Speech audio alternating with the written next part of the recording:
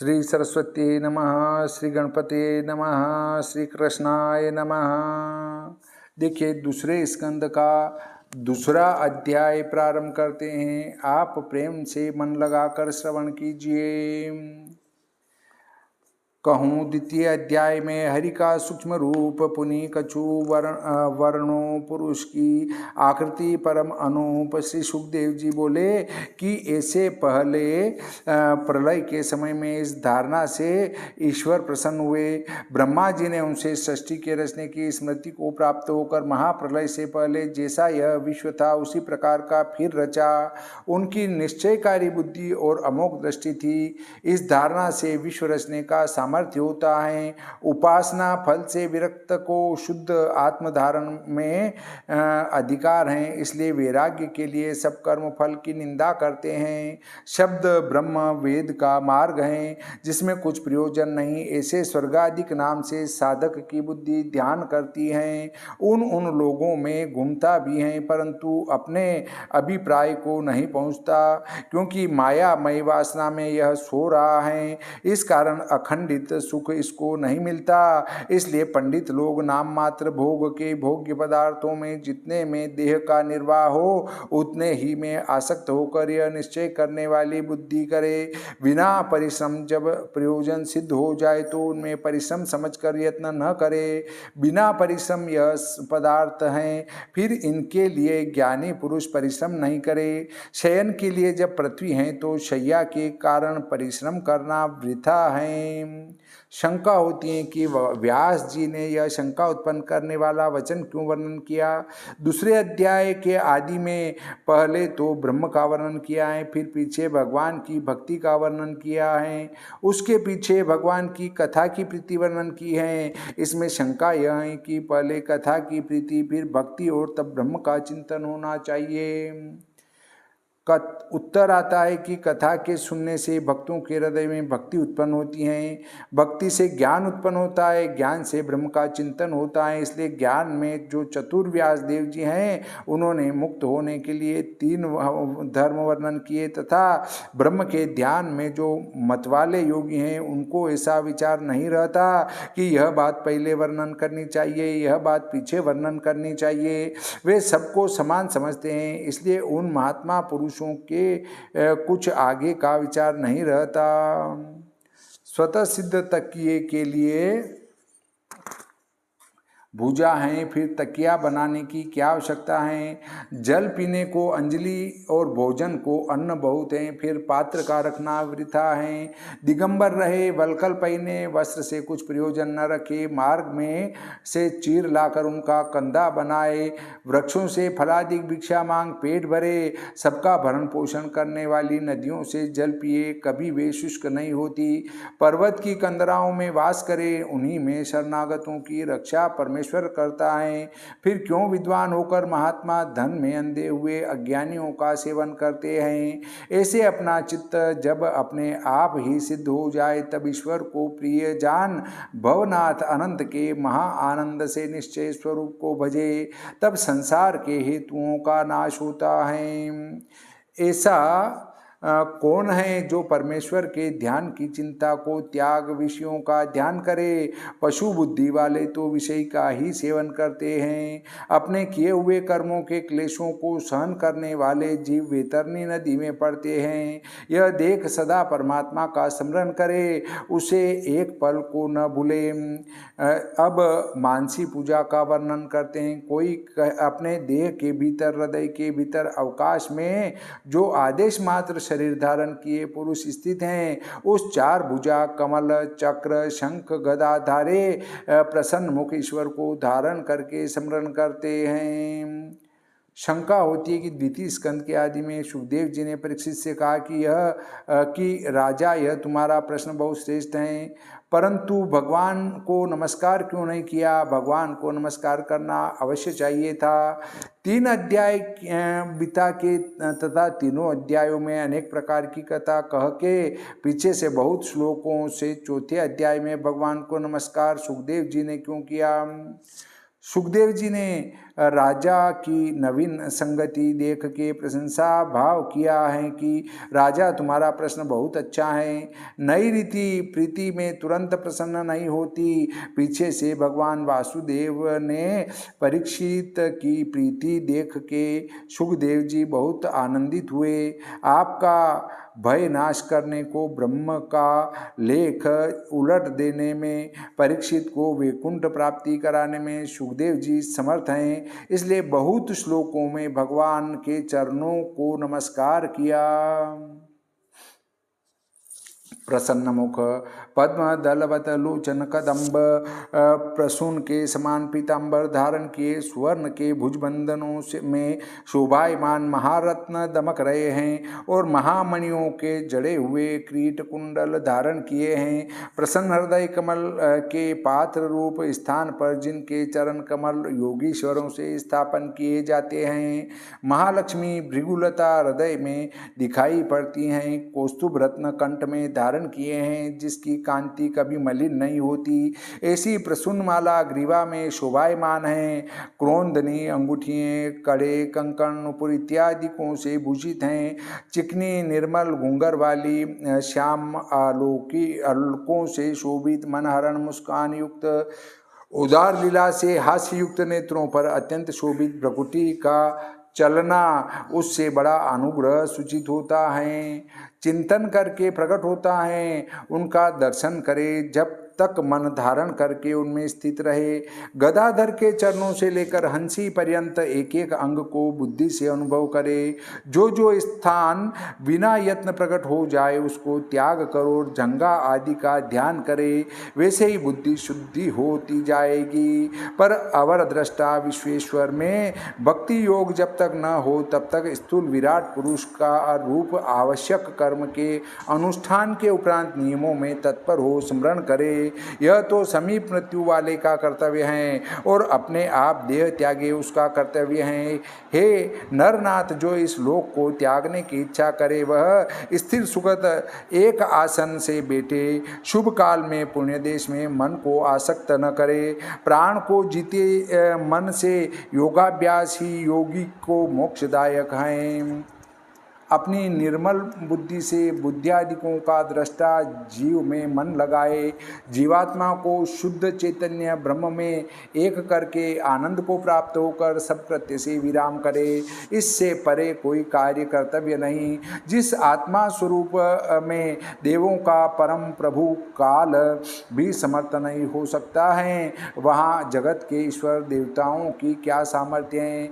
वहाँ न सत्वगुण की चले, न तमोगुण की, न रजो गुण की, न अहंकार की, न महत्त्व की, न माया की। इन सब की कुछ सामर्थ्य नहीं।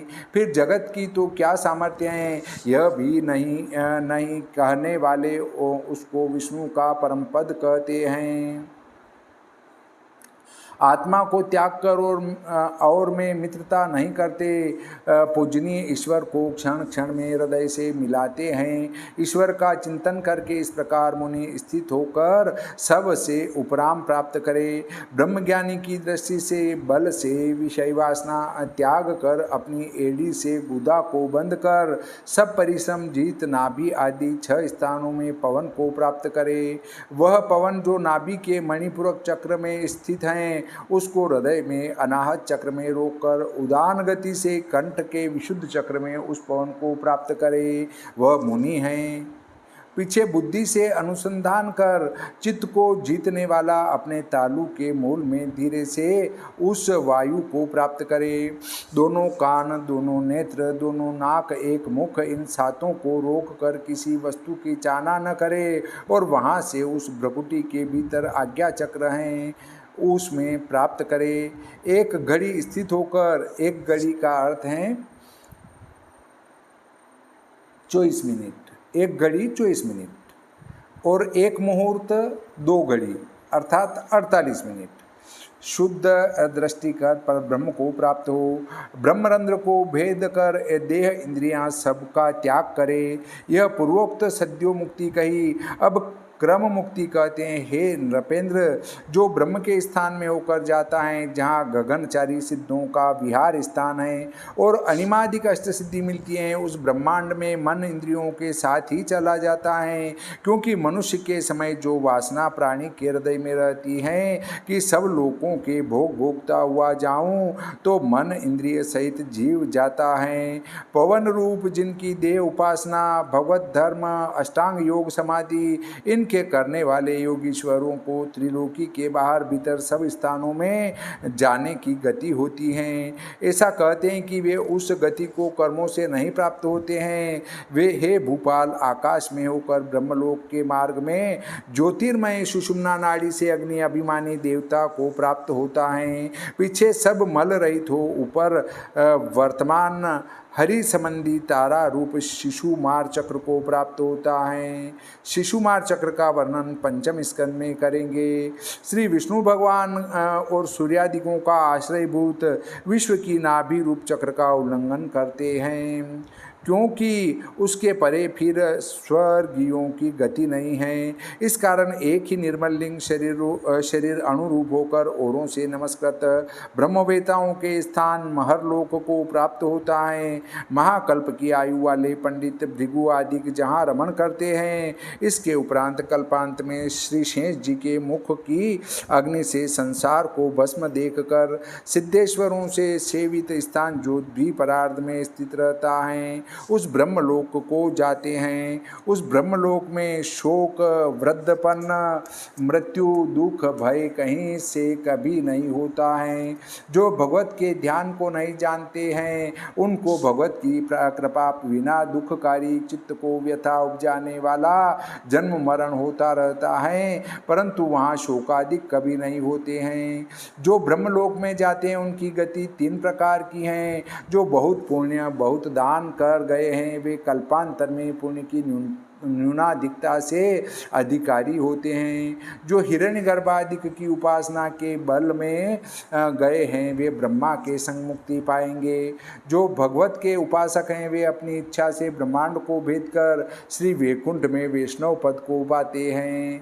पीछे लिंग देह से पृथ्वी रूप को प्राप्त होकर भय त्याग कर पृथ्वी रूप हो, जल को प्राप्त हो, शीघ्रता न करके ज्योतिर्मय हो, वायु को प्राप्त हो, पवन रूप होकर बड़े भारी ब्रह्म के स्वरूप आकाश को प्राप्त होते हैं।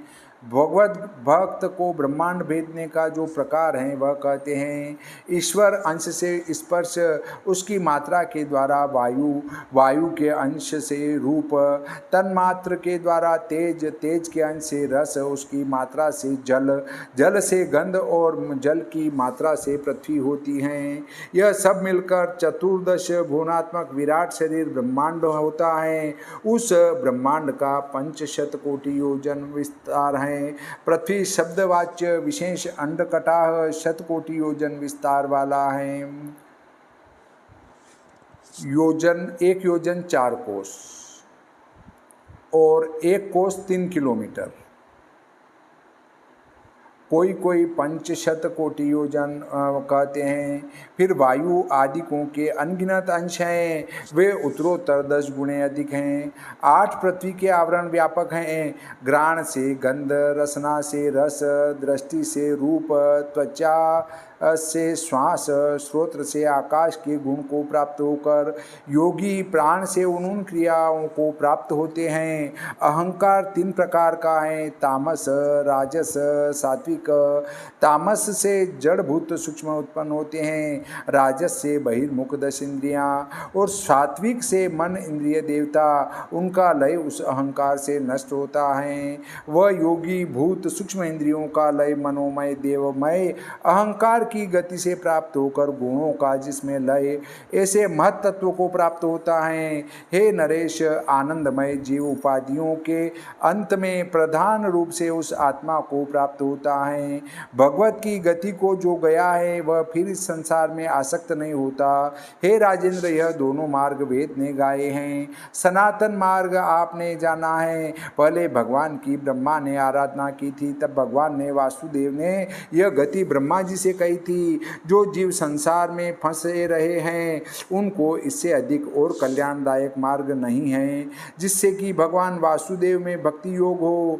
भगवान चतुरानन निर्विकार एकाग्र चित्त करके वेद को 3 बार बुद्धि से विचार कर जिससे आत्मा में प्रीति हो वही निश्चय करते हुए सब जीवों में अपने आत्मा द्वारा श्री हरि भगवान दिखते हैं।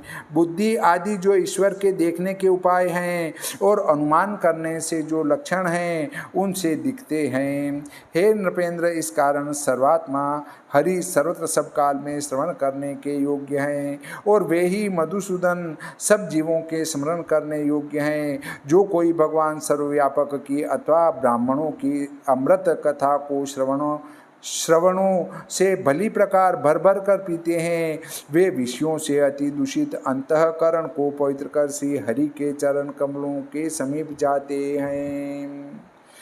श्री भागवते महापुराणे द्वितीय स्कंदे भाषा टीकायां सूक्ष्म रूप ध्यान वर्णनम नाम द्वितीयोऽध्यायः।